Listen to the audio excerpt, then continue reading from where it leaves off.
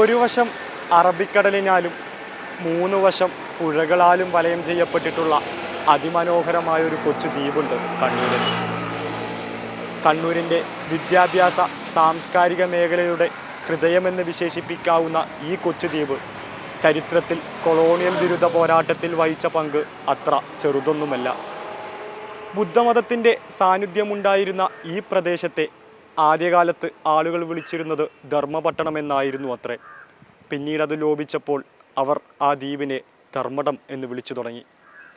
കോലോത്തിരിയുടെ കീഴിലുണ്ടായിരുന്ന ഈ പ്രദേശത്തിന് മേൽ അറക്കൽ രാജവംശത്തിനും ഒരുപോലെ അവകാശമുണ്ടായിരുന്നു. പറങ്കികളുടെ നരനായാട്ടിന് സാക്ഷ്യം വഹിച്ച ഈ കൊച്ചു ദ്വീപിൽ ബ്രിട്ടീഷുകാരും ടിപ്പു സുൽത്താനും ഇവിടെ വന്നുപോയതായി നമുക്ക് കാണാം. ഇബ്നു ബത്തൂത്തയുടെ യാത്രാവിവരണത്തിൽ അത്ഭുതം കൂറുന്ന കിസ്സകളാൽ അടയാളപ്പെടുത്തപ്പെട്ടിട്ടുള്ള ധർമ്മടം എന്ന പ്രദേശത്തിൻ്റെ കാഴ്ചകളും വിശേഷങ്ങളുമാണ് ഇന്ന്. എല്ലാ മാന്യപ്രേക്ഷകർക്കും നമ്മുടെ നാട് എന്ന പരിപാടിയുടെ പുതിയ എപ്പിസോഡിലേക്ക് സ്വാഗതം.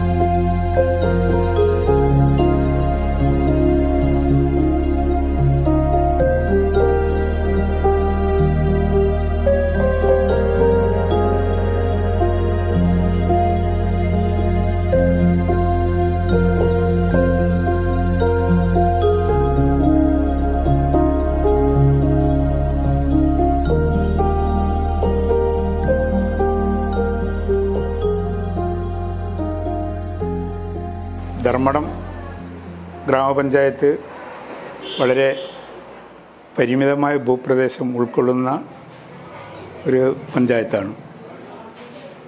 ഏകദേശം 10.68 ചതുരശ്ര കിലോമീറ്ററാണ് ഈ പഞ്ചായത്തിൻ്റെ വിസ്തീർണം.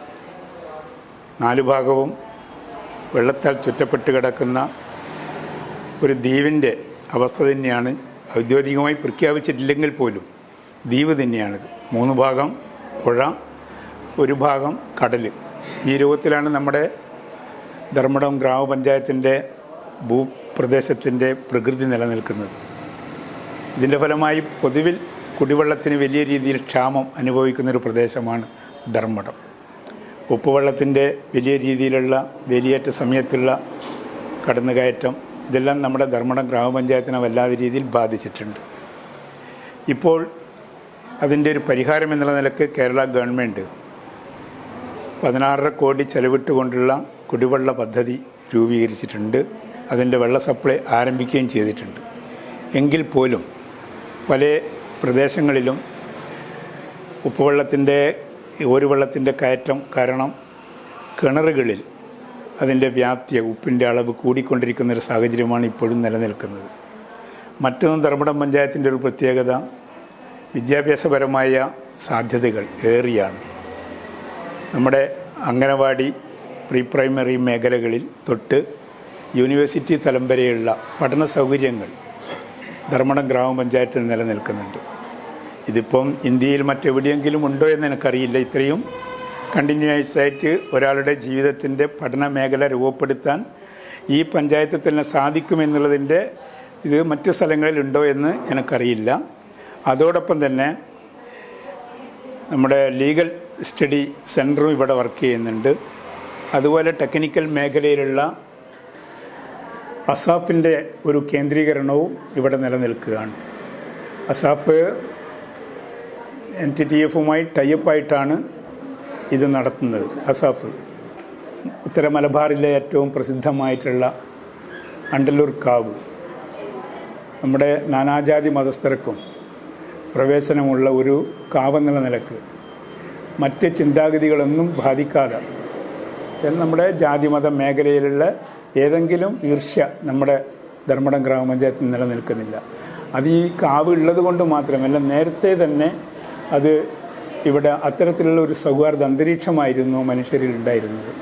കേരളത്തിലെ ആദ്യത്തെ രക്തസാക്ഷികളായ, നിങ്ങൾക്ക് പരിചയമുണ്ടോയെന്ന് എനിക്കറിയില്ല, അബു ചാത്തുക്കുട്ടി എന്ന് പറയുന്ന കേരളത്തിലെ ആദ്യത്തെ രക്തസാക്ഷികൾ 1940 ഇവിടെ ധർമ്മടം പഞ്ചായത്തിലെ ആണ് ഉണ്ടായിട്ടുള്ളത്.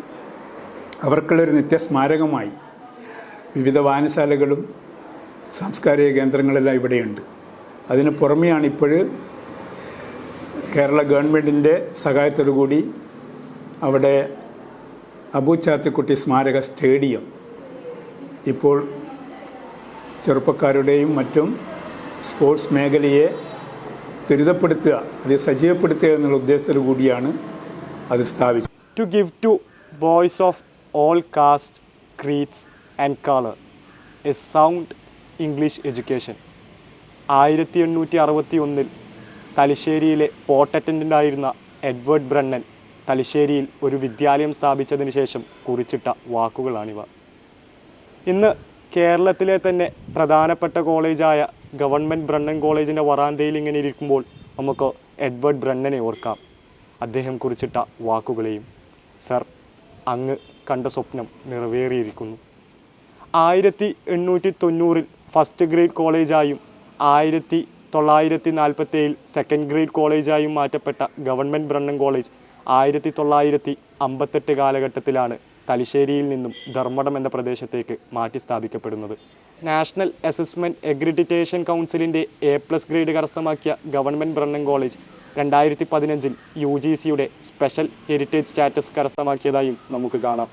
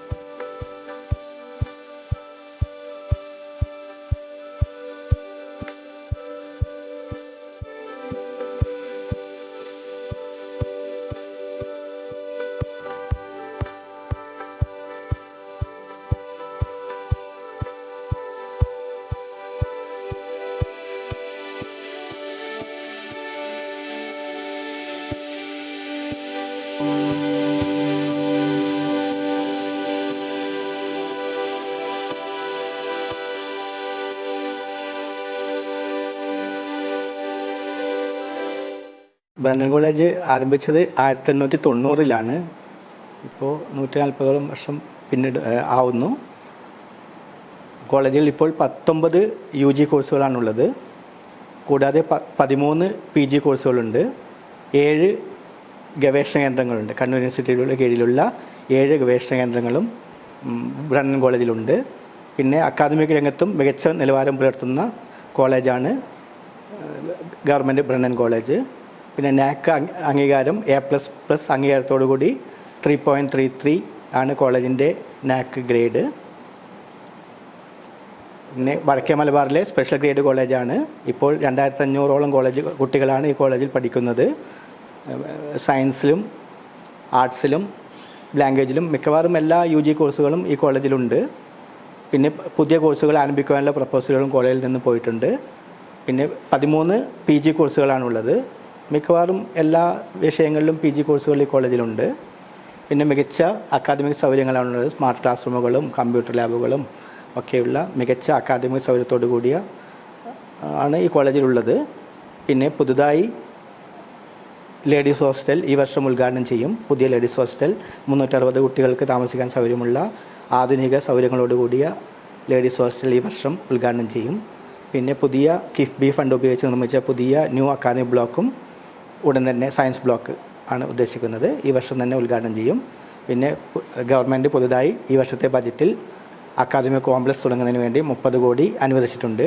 അതിൻ്റെ കീഴിലും പുതിയ അക്കാദമിക് ബ്ലോക്കുകളും കുട്ടികൾക്ക് വേണ്ട സൗകര്യങ്ങളും കോളേജിൽ വരും. ഗസ്റ്റ് ഹൗസ് അടക്കമുള്ള സൗകര്യങ്ങളാണ് കോളേജിൽ ഉണ്ടാവുക ഭാവിയിൽ. പിന്നെ ഇനി വേണ്ടത് സ്റ്റാഫ് ക്വാർട്ടേഴ്സാണ്. കൂടുതലും ദൂരെ നിന്നും വരുന്ന അധ്യാപകരാണുള്ളത്. അപ്പോൾ സ്റ്റാഫ് ക്വാർട്ടേഴ്സിനും കൂടിയുള്ള പ്രപ്പോസലുകൾ കോളേജിൽ നിന്നും പോയിട്ടുണ്ട്. ഇതൊക്കെ ഉടൻ തന്നെ കോളേജിൽ ഉണ്ടാകുമെന്നാണ് അറിയുന്നത്. കോഴ്സുമായി ബന്ധപ്പെട്ട് കണ്ണൂർ യൂണിവേഴ്സിറ്റിയിൽ എല്ലാ കാര്യത്തിലും ഓവറോൾ ചാമ്പ്യന്മാർ നമ്മളുടെ കോളേജാണ്. ഏറ്റവും നല്ല കുട്ടികളാണ് കോളേജിലുള്ളത്. കൂടാതെ സായിയുടെ സപ്പോർട്ടും കോളേജിനുണ്ട്. ഗ്രൗണ്ടും ഒക്കെയുണ്ട്. വേണ്ട സൗകര്യങ്ങളൊക്കെ കോളേജിലുണ്ട്. ഉടൻ തന്നെ ഒരു ഇൻഡോർ സ്റ്റേഡിയം കൂടി പണിയുമെന്നാണ് അറിയുന്നത്. ടൗണിൽ നിന്നൊക്കെ മാറി ഗ്രാമപ്രദേശങ്ങളിൽ നിന്ന് വരുന്ന കുട്ടികളാണ്. അതിൻ്റെ ഒരു നിഷ്കളങ്കത കൂടി കുട്ടികളിലുണ്ട്. ഏറ്റവും നല്ല കുട്ടികളാണ് കോളേജിലുള്ളത്. അതുകൊണ്ട് തന്നെ ഒരു പ്രത്യേക അക്കാദമിക് അന്തരീക്ഷമാണ് ഈ കോളേജിൽ നിലനിൽക്കുന്നത്. ആധുനിക സജ്ജീകരണങ്ങളോടുകൂടിയ ലൈബ്രറി സംവിധാനം കോളേജിലുണ്ട്. ഇൻഫിൽബിൽറ്റ് അറ്റൻഷൻ, ഓൺലൈൻ റിന്യൂവൽ സിസ്റ്റം തുടങ്ങി എല്ലാ നെറ്റ്വർക്കിൻ്റെ ഉപയോഗങ്ങൾ കുട്ടികൾക്ക് ഉപയോഗപ്പെടുത്താവുന്ന സജ്ജീകരണങ്ങളും കോളേജിൽ സജ്ജീകരിച്ചിട്ടുണ്ട്. കോളേജിൽ ഇപ്പോൾ 1,25,000-ഓളം പുസ്തകങ്ങളാണുള്ളത്. കേരളത്തിലെ തന്നെ ഏറ്റവും നല്ല ലൈബ്രറി ആയിരിക്കും. കോളേജിലുള്ള ഏറ്റവും നല്ല ലൈബ്രറിയാണ് ഇപ്പോൾ ബ്രണ്ണൻ കോളേജിൽ പ്രവർത്തിക്കുന്നത്. കൂടാതെ റിസർച്ച് സ്റ്റുഡൻസിന് വേണ്ട സൗകര്യങ്ങളും ലൈബ്രറിയിൽ സജ്ജീകരിച്ചിട്ടുണ്ട്. കൂടാതെ സയൻസ് ഡിപ്പാർട്ട്മെൻറ്റുകളിൽ കെമിസ്ട്രി തുടങ്ങിയ ഡിപ്പാർട്ട്മെൻറ്റുകളിൽ ആധുനിക സൗകര്യങ്ങളോടുകൂടിയ ലാബ് ഈ വർഷം ഒരുക്കിയിട്ടുണ്ട്. കെമിസ്ട്രി, സുവോളജി, ബോട്ടണി, ഫിസിക്സ് ഡിപ്പാർട്ട്മെൻറ്റുകളിലാണ് ഒരുക്കിയിരിക്കുന്നത്. കൂടാതെ ക്വാളിറ്റി എഡ്യൂക്കേഷൻ ഡിപ്പാർട്ട്മെൻറ്റിൻ്റെ കീഴിൽ ഇൻസ്ട്രുമെൻറ്റേഷൻ ലാബ് എന്ന രീതിയിൽ എല്ലാ സാധാരണ ഈ കണ്ണൂർ, കാസർഗോഡ്, വയനാട് ജില്ലകളിലെ എല്ലാ ജനങ്ങൾക്കും ഉപയോഗിക്കാൻ പറ്റാവുന്ന രീതിയിൽ ഫിസിക്സ്, കെമിസ്ട്രി, ബോട്ടണി, സുവോളജി തുടങ്ങിയ സയൻസ് ഉപകരണങ്ങളുടെ ഒരു സജ്ജീകരണം കോളേജിൽ ഒരുക്കിയിട്ടുണ്ട്. കോമൺ ഇൻസ്ട്രുമെൻറ്റേഷൻ ലാബാണെന്ന് പറയുന്നത്. ഇത് പൊതുജനങ്ങൾക്കും നാമമാത്രമായ ഫീസ് നൽകി ഉപയോഗിക്കാവുന്നതാണ്. 1975-ലാണ് കേരള സർക്കാർ ചെറുകിട വ്യവസായികളുടെ ഉന്നമനത്തിനായി സ്മോൾ ഇൻഡസ്ട്രീസ് ഡെവലപ്മെൻറ്റ് കോർപ്പറേഷൻ എന്ന പേരിൽ പുതിയ സംരംഭം ആരംഭിക്കുന്നത്. സിഡ്കോ കണ്ണൂർ പ്രവർത്തിക്കുന്നത് പാലയാട് എന്ന് പറയുന്ന പ്രദേശത്താണ്. 28 ഏക്കറോളം വരുന്ന ഭൂമിയിൽ തുടങ്ങിയ സിഡ്കോ 10 ഏക്കർ ഭൂമി കണ്ണൂർ യൂണിവേഴ്സിറ്റിക്കായും വീണ്ടും ഒരു 10 ഏക്കർ തെങ്ങും തൈ തോട്ടത്തിനായി നൽകിയതിനു ശേഷം നിലവിൽ 8 ഏക്കർ ഭൂമിയിലാണ് സ്ഥിതി ചെയ്യുന്നത്. പ്ലാസ്റ്റിക് റീസൈക്ലിംഗ് യൂണിറ്റ് അടക്കം 46 യൂണിറ്റുകൾ നിലവിൽ സിഡ്കോയിൽ പ്രവർത്തിക്കുന്നതായി നമുക്ക് കാണാം.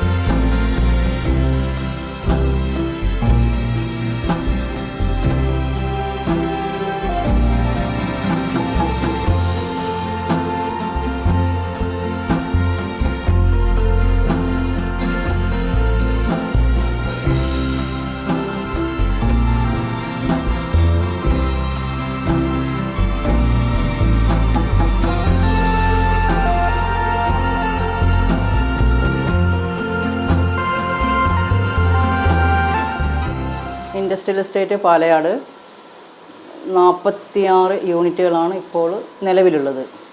ചെറുകിട വ്യവസായങ്ങളുടെ ഉന്നമനത്തിന് വേണ്ടിയാണ് സിഡ്കോ രൂപം കൊണ്ടിരിക്കുന്നത്. ചെറുകിട വ്യവസായങ്ങളെ പ്രൊമോട്ട് ചെയ്യാൻ വേണ്ടി 1975 സിഡ്കോ രൂപം കൊണ്ടിരിക്കുന്നത്. പലതരത്തിലുള്ള വ്യവസായങ്ങൾ ഇവിടെയുണ്ട്. Plastic products, steel, wooden furniture, അല്ല പൈപ്പ്, PVC പൈപ്പ്, പിന്നെ എൻജിനീയറിംഗ് വർക്ക്, പിന്നെ lock and key system, lock അലമാരേൻ്റെ ലോക്കിൻ്റെ, പിന്നെ ഇന്ദുലേഖ ഹെർബൽ ഓയിൽ, പിന്നെ ഷൂ കമ്പനി, ഇങ്ങനെ നിരവധി വ്യവസായങ്ങൾ ഇവിടെയുണ്ട്. ഇവിടെ നമ്മൾ മെയിനായിട്ട് ഹൗസ് ഹോൾഡ് ഐറ്റംസാണ് ഉണ്ടാക്കുന്നത്. ബക്കറ്റ്സ്, മഗ്, ഇപ്പം പിന്നെ പ്ലാന്ററിൻ്റെ ചെടിച്ചട്ടികളൊക്കെ പല ടൈപ്പിൽ ഇപ്പം ഉണ്ടാക്കിയിട്ട് വരുന്നുണ്ട്. 5 ലിറ്റർ മുതൽ 25 ലിറ്റർ വരെ ടൈപ്പ് ബക്കറ്റ് ഉണ്ട്. പിന്നെ 25-ൻ്റെയും 30-ൻ്റെയും ഡ്രമ്മ് വരുന്നുണ്ട്. പിന്നെ 500 മില്ലി മുതൽ 2 ലിറ്റർ വരെ മഗ് വരുന്നുണ്ട്. പിന്നെ പല ടൈപ്പ് വെറൈറ്റി ഫ്ലവർ പോട്ട്സ് വരുന്നുണ്ട്. ഇൻഡോറും ഔട്ട്ഡോറും പ്ലാന്റേഴ്സ്, അതാണ് മെയിനായിട്ട് ചെയ്യുന്നത്.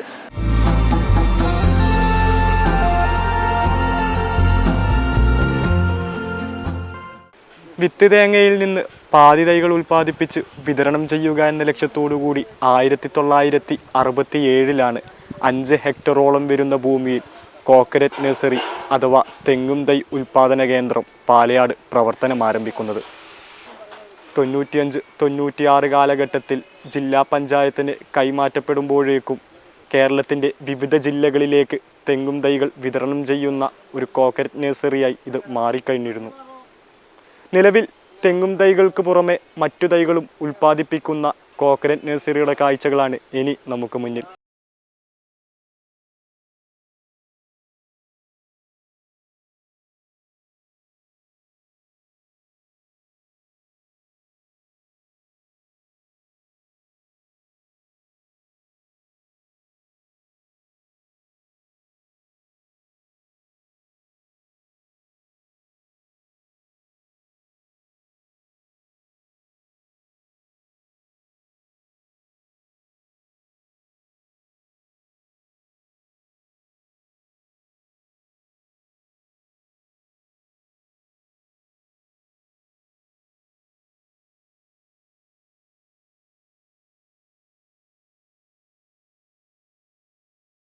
വിത്ത് തേങ്ങ പിന്നെ ഇത് TND പോളിനേഷൻ അവർ സെലക്ട് ചെയ്യും. എന്നിട്ട് കൊണ്ടുവന്ന് കഴിഞ്ഞാൽ ഇതാ ഈ കുഴിയിൽ ഇട്ടിട്ട് പിന്നെ നമ്മൾ നനച്ച് കൊടുക്കും. റിസർവ് ചെയ്യാൻ വേണ്ട, അതിപ്പോൾ ആൾ കുറഞ്ഞുകൊണ്ട് ആളില്ല. അതുകൊണ്ട് പിന്നെ തെങ്ങും തൈ പൊരിച്ച് കഴിഞ്ഞാൽ നമ്മൾ അതെടുത്തിട്ട് പാവും. ഊൺ സമയം തുടങ്ങും നമ്മൾ പാകാൻ. ആ സമയം സ്ഥലം എങ്ങനെ ഒഴിവാകുന്നതെന്ന് വെച്ചാൽ ആ സമയം പായി തുടങ്ങും. നേരം അത് മുളച്ച് വരും. പിന്നെ വേനൽക്കാലം അതിന് നനച്ച് കൊടുക്കണം. ഇവിടെ 1,33,000 തൈയുണ്ട്. ഇവിടെ കറിവേപ്പ്, പിന്നെ സപ്പോട്ട, മാവ്, പിന്നെ നാരങ്ങത്തൈ, നടീൽ വസ്തുക്കൾ അധികമുണ്ട്. അംഗനവാടി തൊട്ട് സർവകലാശാല വരെ സ്ഥിതി ചെയ്യുന്ന പഞ്ചായത്തുകൾ കേരളത്തിൽ വളരെ അപൂർവമാണ്. ഈ ഒരു അപൂർവത അതിൻ്റെ എല്ലാ പ്രൗഢിയോടും കൂടി ആഘോഷിക്കുന്ന കേരളത്തിലെ ഒരു പഞ്ചായത്താണ് ധർമ്മടം ഗ്രാമപഞ്ചായത്ത്.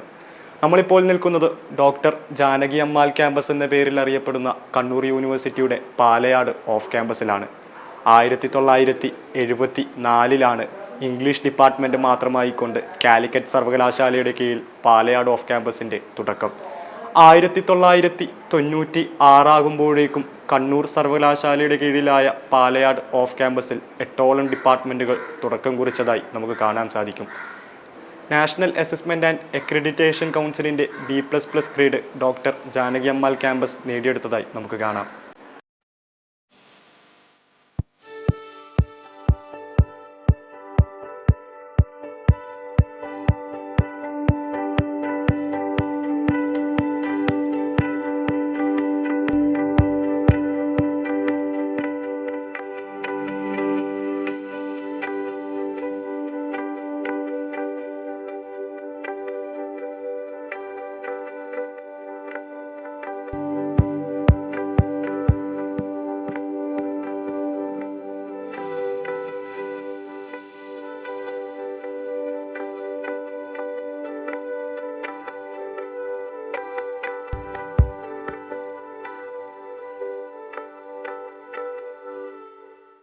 കണ്ണൂർ സർവകലാശാലയുടെ ഏറ്റവും ആദ്യത്തെ ഒരു ക്യാമ്പസാണ് ഈ പാലയാട് ക്യാമ്പസ്.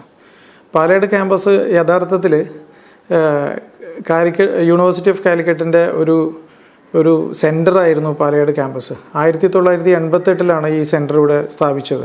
അത് പിന്നീട് തലശ്ശേരി ക്യാമ്പസ്, കണ്ണൂർ യൂണിവേഴ്സിറ്റിയുടെ തലശ്ശേരി ക്യാമ്പസ് എന്ന് നാമകരണം ചെയ്തു. ഇപ്പോൾ അടുത്തിടെ ഇതിനെ ഡോക്ടർ ജാനകി അമ്മാൾ ക്യാമ്പസ് എന്നാണ് പേര് കൊടുത്തിട്ടുള്ളത്. ഇവിടെ ആദ്യമായിട്ട് തുടങ്ങിയ 2 ഡിപ്പാർട്ട്മെൻറ്റ്, ഒന്ന് ഇംഗ്ലീഷ് ഡിപ്പാർട്ട്മെൻറ്റും ഒന്ന് ആന്ത്രോപോളജി ഡിപ്പാർട്ട്മെൻറ്റാണ്. പിന്നെ 2000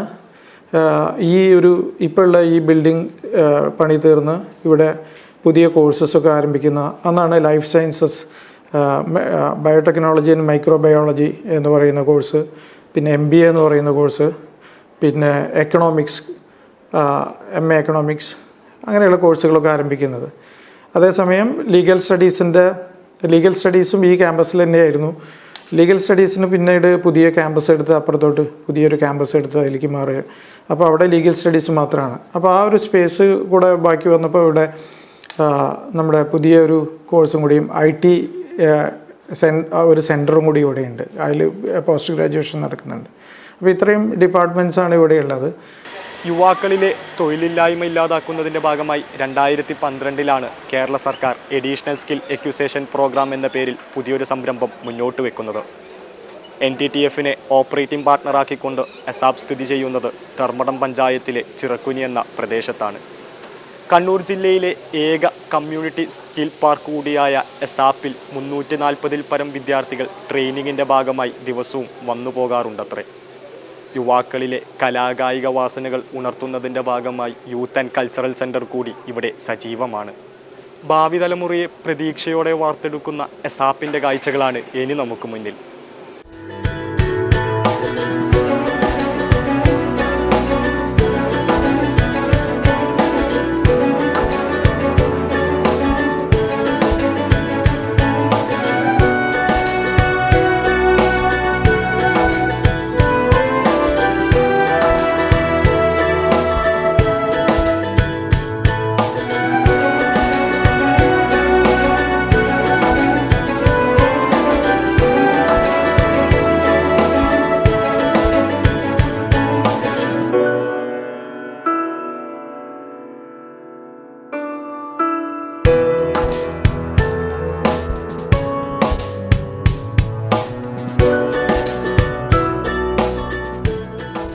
SCRTയുടെ വികേന്ദ്രീകരണത്തിൻ്റെ ഭാഗമായി 1991 district institute of education and training അഥവാ ഡയറ്റ് ധർമ്മടം പഞ്ചായത്തിലെ ചിറക്കുനി പ്രദേശത്ത് അതിൻ്റെ തുടക്കം കുറിക്കുന്നത്. വിദ്യാഭ്യാസത്തിന് ആവശ്യമായ സാമഗ്രികൾ നൽകുന്നതിനോടൊപ്പം തന്നെ അധ്യാപകർക്കുള്ള പരിശീലനം നൽകുക എന്നതുകൂടിയാണ് ഉദ്ദേശം. നിലവിൽ DLEDൻ്റെ ജില്ലാ ആസ്ഥാനം കൂടിയായ ചിറക്കുനിയിലെ ഡയറ്റിൻ്റെ വിശേഷങ്ങളാണ് ഇനി നമുക്ക് മുന്നിൽ.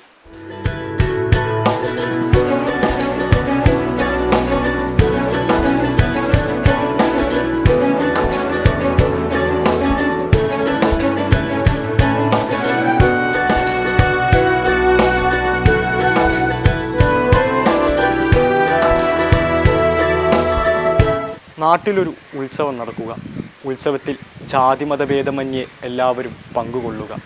പറഞ്ഞു വന്നത് അണ്ടലൂർക്കാവിലെ ഉത്സവത്തെക്കുറിച്ചാണ്. ഉത്സവ സമയങ്ങളിൽ ധർമ്മടം പ്രദേശം മുഴുവനായും സസ്യാഹാരത്തിലേക്ക് ചുരുങ്ങും. മാംസവും മീനും വിൽക്കപ്പെടുന്ന കടകളത്രയും അടച്ചുപൂട്ടും. നാഗഭഗവതി പോലെയുള്ള നാടൻ ദൈവങ്ങൾ നിറഞ്ഞു നിൽക്കുമ്പോഴും രാമായണ കഥയെ ആസ്പദമാക്കിയുള്ള തെയ്യങ്ങൾ നിലകൊള്ളുന്ന അണ്ടലൂർക്കാവിലാണ് നാം ഇപ്പോൾ ഉള്ളത്.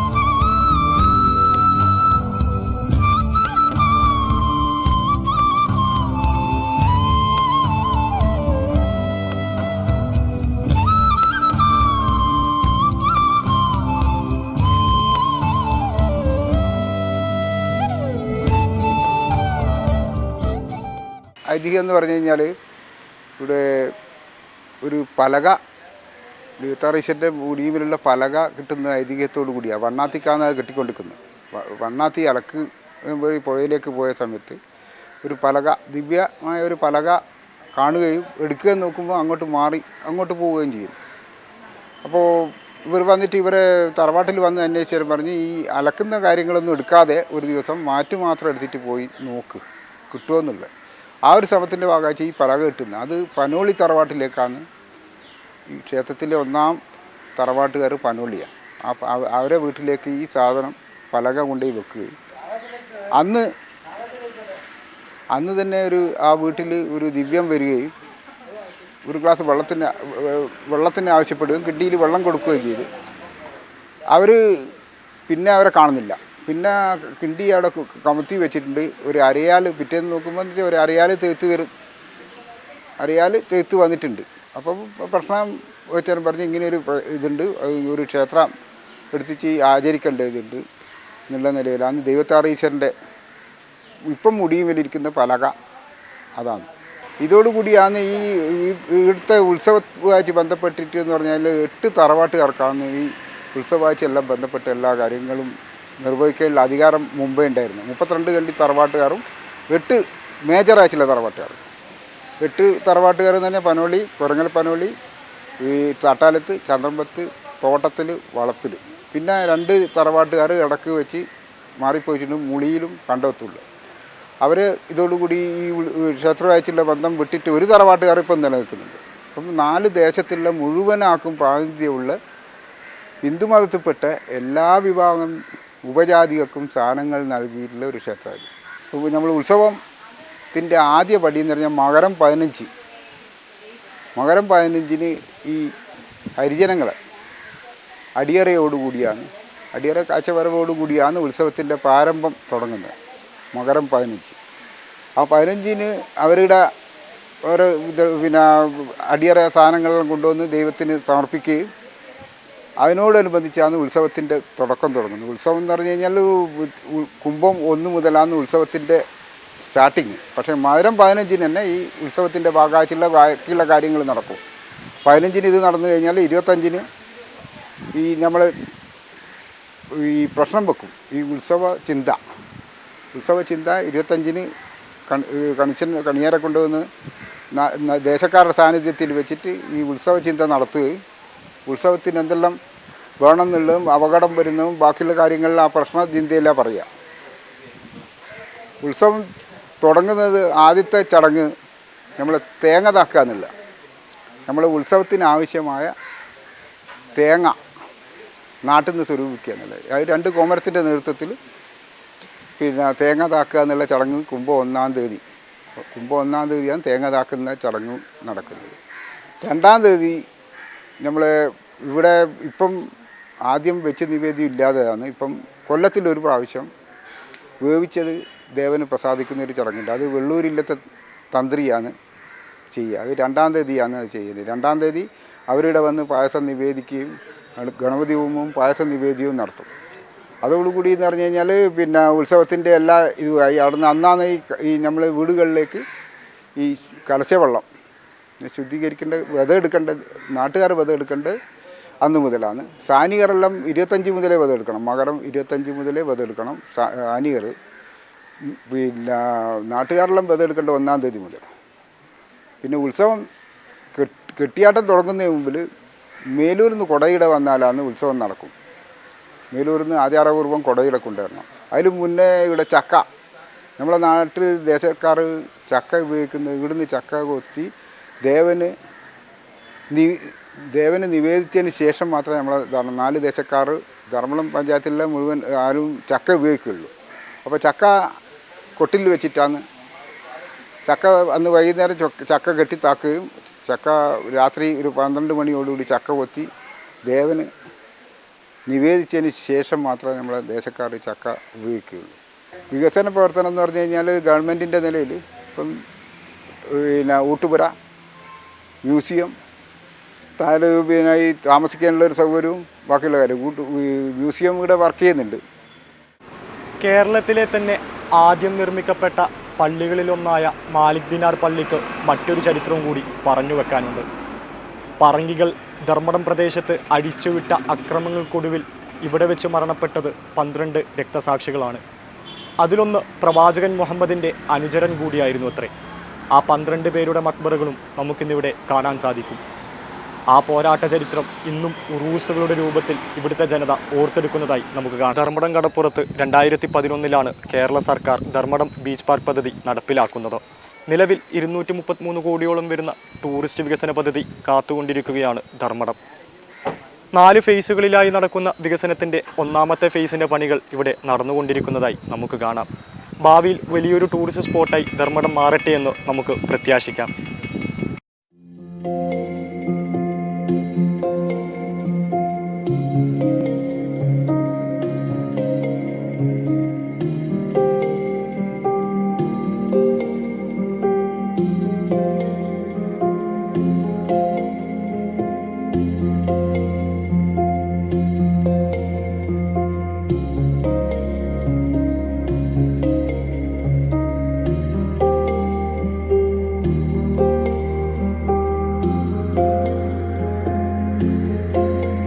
മലബാറിന് മാത്രം അവകാശപ്പെടാവുന്ന രുചിയേറിയ വിഭവമാണ് കല്ലുമ്മക്കായ.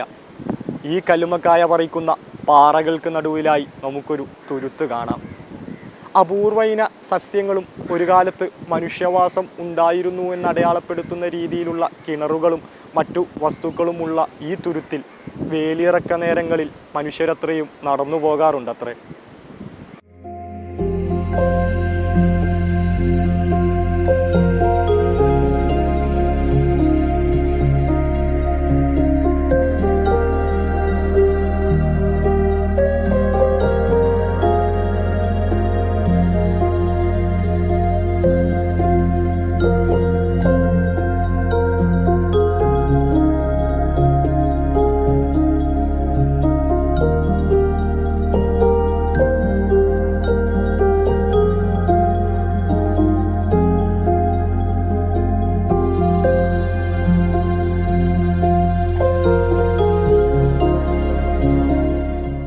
ധർമ്മടം തുരുത്ത് എന്ന് പറഞ്ഞാൽ ഇപ്പോൾ തന്നെ ഒരു ടൂറിസ്റ്റ് കേന്ദ്രമാണ്.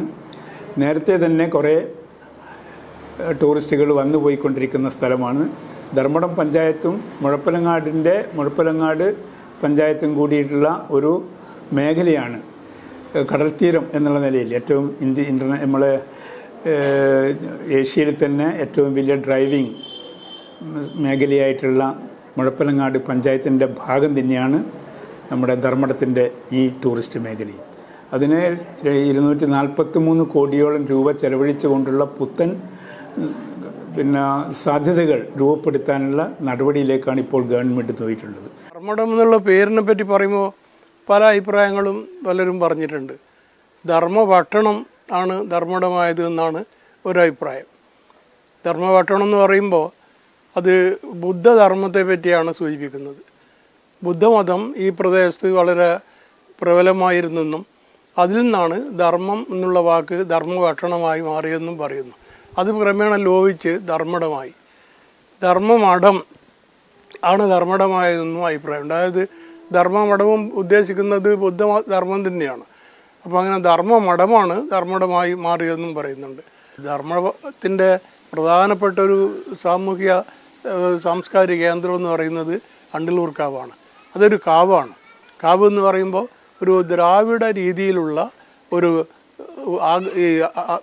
ആരാധന കേന്ദ്രമാണ് കാവ് എന്ന് പറയുമ്പോൾ. ആ കാവിന് പിന്നീട് പല സ്വാധീനത്തിനും ആ കാവ് വിധേയമായിട്ടുണ്ട്. ഇപ്പോൾ ഇന്നിപ്പം ആ കാവിൽ നമ്മൾ പറയുക ഈ ശ്രീരാമൻ്റെയും ഒക്കെ തെയ്യങ്ങൾ, രാമായണ കഥയിലെ തെയ്യങ്ങളാണ് ഇന്നിപ്പോൾ അവിടെ അവതരിപ്പിക്കുന്നത്. പക്ഷെ നേരത്തെ അതായിരുന്നില്ല. ഏതോ ഒരു ഘട്ടത്തിലാണ് അത് ചിട്ടപ്പെടുത്തിയതെന്നാണ് നാട്ടുമുഖ്യസ്ഥന്മാരും മറ്റും ചിട്ടപ്പെടുത്തിയത് ഏതോ ഒരു ഘട്ടത്തിലാണെന്നാണ് മനസ്സിലാകുന്നത്. ധർമ്മടത്ത് ധാരാളം മുസ്ലിങ്ങൾ ഈ അലിരാജാവിൻ്റെ ഭരണകാലത്ത് തുടർന്ന് ഒരു മുസ്ലിം നഗരമായിട്ട് ധർമ്മടം അറിയപ്പെട്ടിരുന്നു. പക്ഷേ പോർച്ചുഗീസുകാർ മുസ്ലിം വിഭാഗത്തിൻ്റെ ശത്രുക്കളായിരുന്നു. അവർ ഇവരുമായിട്ട് ഏറ്റുമുട്ടുകയും ധർമ്മടം പട്ടണത്തെ അങ്ങനെ തീ വെച്ച് നശിപ്പിച്ച് കളഞ്ഞു എന്ന് പറയുന്നത്. കണ്ണൂരിൻ്റെ വിദ്യാഭ്യാസ സാംസ്കാരിക മേഖലയുടെ തലസ്ഥാനം എന്ന് തന്നെ വിശേഷിപ്പിക്കാവുന്ന ധർമ്മടം എന്ന കൊച്ചുദ്വീപിൻ്റെ വർത്തമാനങ്ങൾ ഇവിടം കൊണ്ട് തീരുന്നില്ല. അധിനിവേശങ്ങളുടെയും അധിനിവേശ വിരുദ്ധ പോരാട്ടങ്ങളുടെയും ചരിത്രം ഓർക്കുന്നതിനോടൊപ്പം തന്നെ വരുംകാലങ്ങളിലെ ടൂറിസത്തിൻ്റെ വികസനങ്ങളുടെ വലിയ സ്വപ്നം കണ്ടു കഴിയുകയാണ് ധർമ്മടം നിവാസികൾ. നമ്മുടെ നാടിൻ്റെ അടുത്തൊരു എപ്പിസോഡിൽ വീണ്ടും കാണും വരേക്കും എല്ലാ മാന്യപ്രേക്ഷകർക്കും നന്ദി, നമസ്കാരം.